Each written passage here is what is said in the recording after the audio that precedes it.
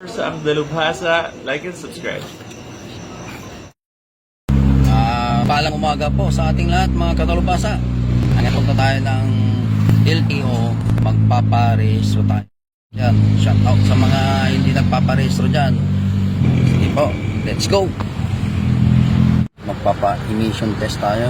First step ng pagpaparehistro is magpapa-emission test tayo. Yan, emission test.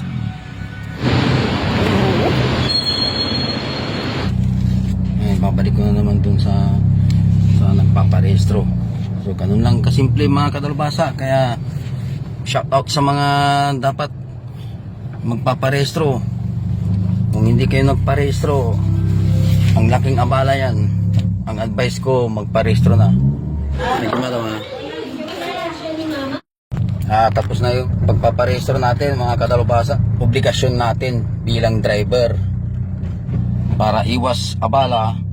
Saka hindi ka na natatakot na pagka mamaya may manghuli sa'yo.